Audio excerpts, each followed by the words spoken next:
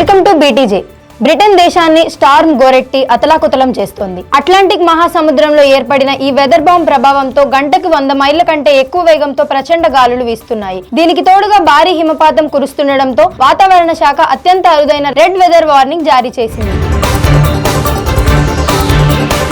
British వ్యవసాయ రంగాన్ని కుదిపేసిన వివాదాస్పద వారసత్వ పన్ను విధానంపై యూకే ప్రభుత్వం కీలక నిర్ణయం తీసుకుంది. రైతు సంఘాల నుంచి నెలల తరబడి ఎదురైన తీవ్ర నిరసనల నేపథ్యంలో ప్రభుత్వం తన పాత పద్ధతిని సవరించి మినహాయింపుల పరిమితిని భారీగా పెంచుతూ యూటర్న్ తీసుకుంది. యుక్రెయిన్లో శాంతి పరిరక్షణకు బ్రిటన్, ఫ్రాన్స్ చారిత్రాత్మక ఒప్పందం చేసుకున్నాయి. అయితే ఇందుకు పార్లమెంట్ ఆమోదం తప్పనిసరి అని ప్రధాని స్టార్మర్ అన్నారు.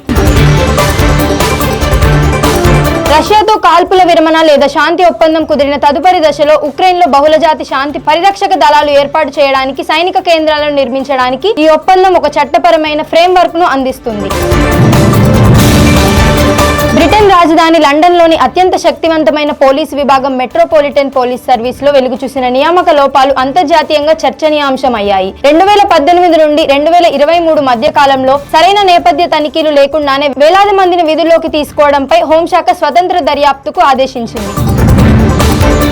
బ్రిటన్ పార్లమెంట్లో అత్యంత వివాదాస్పదంగా మారిన అనాయాస మరణం బిల్లుపై తాజాగా కీలక పరిణామం చోటు చేసుకుంది. ఈ బిల్లుపై చర్చకు మరింత సమయం కావాలని కోరుతూ హౌస్ ఆఫ్ లార్డ్స్ సభ్యులు ఓటు వేశారు. బ్రిటిష్ పబ్లకు ఊరట.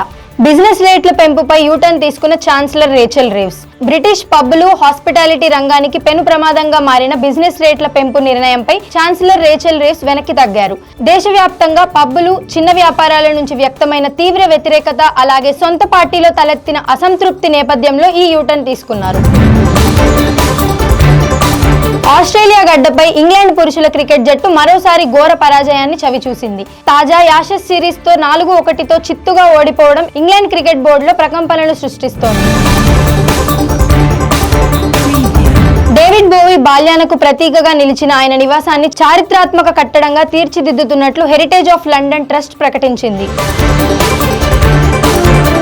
బ్రిటిష్ రాజకుటుంబానికి చెందిన ప్రిన్స్ ఆండ్రూ మరోసారి తీవ్రమైన వివాదంలో చిక్కుకున్నారు. ఆయన మాజీ నివాసం సన్నింగ్ హిల్ పార్క్ విక్రయానికి సంబంధించి 2026 జనవరిలో వెలుగులోకి వచ్చిన కొత్త కోర్టు పత్రాలు బీబీసీ పరిశోధన సంచలనం సృష్టిస్తున్నాయి. ప్రిన్స్ ఆండ్రూ విలాసవంతమైన భవనం విక్రయం వెనుక అంతర్జాతీయ ముడుపుల నెట్వర్క్ ఉన్నట్లు ఆరోపణలు వచ్చాయి. జనవరి 2026 నాటికి బ్రిటన్ ఆరోగ్య రంగంలో ఒక కీలక పరిణామం చోటు చేసుకుంది. దశాబ్దాలుగా కొనసాగుతున్న ఫ్యాక్స్ యంత్రాల యుగానికి చరమగీతం పాడే దిశగా NHS ముందడుగు వేస్తోంది.